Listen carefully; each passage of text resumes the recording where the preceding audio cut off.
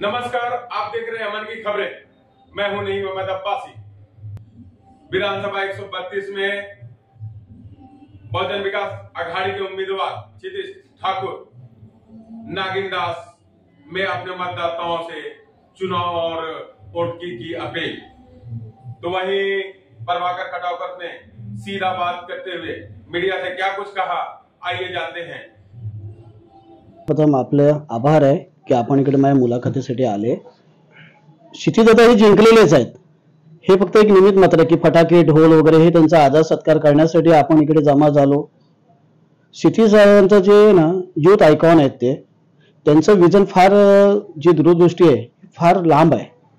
त्यांनी आज जो वसई तालुक्यात 100 एकरचा जो सेंट्रल गव्हर्नमेंटचा जो प्लॅन होता मिठागरच्या जागेवर जे त्यांचं जे एक नवीन आराखडा तयार करून एक नवीन सिटी तयार करायचं त्यांचं एक योजना होती, त्यांची आराखडा होता त्यांचा की एक वसई तालुका एक न्यू विजन तयार होईल काहीतरी आपल्याकडे। त्यासाठी त्यांनी वेळोवेळी पत्रव्यवहार त्यांनी फॉलोअप घेतला भरपूर, स्टेट गव्हर्नमेंट सेंट्रल गव्हर्नमेंट। पण काही अशी कसं आहे की सरकारी ही जे नियमावली आहे त्याप्रमाणे त्याच्या पुढे तर कुठे कोणाला जाता येत नाही। ते युथ आमदार आहेत, चांगले कार्य करतात। कोणी कार्यकर्ता मी कॉल केला तरी लगेच रिप्लाय देणार, काही काम असेल तरी ताबडतोब बोलवणार, करणार काम। कोणी असो, तळागाळातला कोणी असो, कुठच्या धर्मात जात पिढीचं कुठचंही असो, त्यासाठी ते कधी कोणाला नाकारता येत नाही। आज त्यांचं एक विजन होतं की आपल्या वसई तालुक्यात एक नवीन काहीतरी न्यू डेव्हलपमेंट व्हायला पाहिजे। त्यासाठी त्यांचं फॉलोअप पण चाललेलं आहे आणि पुढच्या येणाऱ्या काळात ते होईल पण शासकीय जे नियमावली आहे त्याप्रमाणे त्यांना ते चालावं लागते, त्याच्या बाहेर तर जाऊन ते करू नाही शकत। तसंच आज नवीन त्यांनी 250 बेडचं आज नारळ वगैरे फोडलेलं आहे। भवितव्यात त्यांचं ते स्वप्न आहे जे हॉस्पिटलचं 250 बेडचं, त्याचं अजून एक्सटेन्शन 400 बेडचं करायचं आहे, त्याची पूर्ण तयारी चाललेली आहे। दादांचा दृष्टिकोन फार व्यापक आहे, फार वेगळा आहे।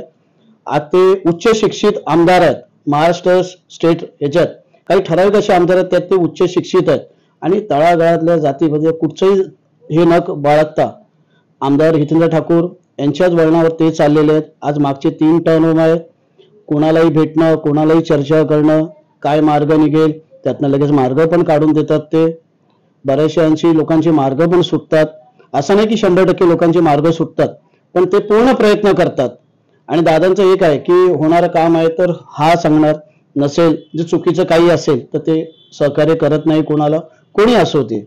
आणि आम्हाला पूर्ण विश्वास आहे की येत्या निवडणुकीत ते मागच्या लीडपेक्षा ह्यावेळी जास्त बहुमताने ते निवडून येतील। त्याच इच्छा आकांक्षेप्रमाणे आज आम्ही त्यांचा आदर सत्कार जे ढोल ताशा फटाके वाजून आम्ही जे केलं की हा विजय निश्चित केलेला आम्ही की त्यांचं 23 तारखेला हा विजय ऍडव्हान्स मध्ये निश्चित आम्ही करून त्याप्रमाणे कार्यकर्ते सगळे वावरतोय। आणि आम्हाला म्हणजे ओव्हर आत्मविश्वास नाही पण पूर्ण विश्वास आहे की दादा ह्यावेळी मागच्या लीडपेक्षा ह्यावेळी पूर्ण बहुमताने निवडून येतील। ते त्यावेळी कसं आहे, हे आमदारकीचं इलेक्शन आहे, वैयक्तिक इलेक्शन। खासदारकीचं होतं एक देशात मोदी साहेबांना एक लोकांचं विचारसरणी होती की मोदी साहेब तिकडे यायला पाहिजे, त्याप्रमाणे लोकांनी सहकार्य केलं त्यांना। पण आज इकडे वसई तालुक्याचा जो विषय आहे किंवा नालासोपारा मतदारसंघ आहे, बोईसर आहे, तर तिकडे स्थानिक आमदार पाहिजे, स्थानिक स्वराज्य संस्था पाहिजे की त्यांच्या अनुषंगानेच ते काम होणार आहेत। जे काही तळागाळातले गल्ली कोपच्या हे जे सगळे आहेत ह्यातली कामं ही आमदार आहेत, स्थानिक स्वराज्य संस्थातले जे माजी नगरसेवक आहेत, कार्यकर्ते आहेत।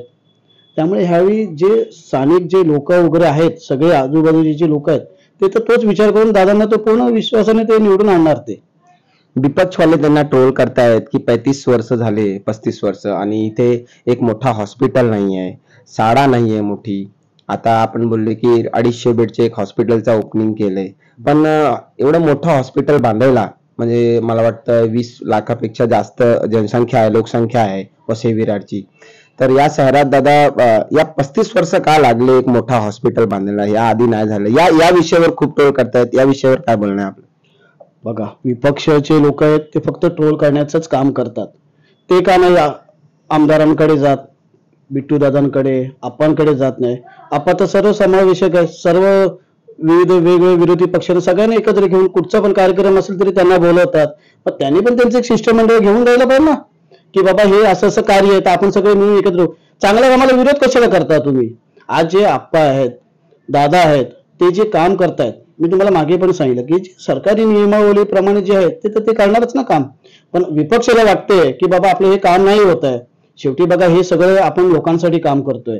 त्यात सत्ता पक्ष विपक्ष असं कुठचाही पक्ष येत नाहीये. आपण सगळ्यांनी एकत्र मिळून आपणचा दृष्टिकोन तोच आहे की सगळ्यांनी एकत्र मिळून त्यात आपण काहीतरी मार्ग काढू शकतो. त्या ज्या खासदार मॅडम आहेत त्यांचे आभार मानले पाहिजे की त्यांनी आपणचं कौतुक केलेलं आहे. त्यांनी आपणचं गुणगान केलेलं आहे. त्यांनी जी खरी सत्य परिस्थिती त्यांनी सांगितली त्यांनी की आपण काय कार्य केलं काय. फक्त हे जे आता इलेक्शनचा जो आहे त्यात फक्त एक सत्ता पक्षाला काहीतरी नाव काढायचं म्हणून ते विरोध करतायत. बाकी इतर दिवशी कुठे असतात हे सगळे. त्यांनी पण तो विचार करायला पाहिजे ना. आज 5 वर्ष जेव्हा इलेक्शन आमदारकी खासदारकी येते तेव्हा कोणी नेते येतात आणि सांगतात इकडे कार्य होत नाही.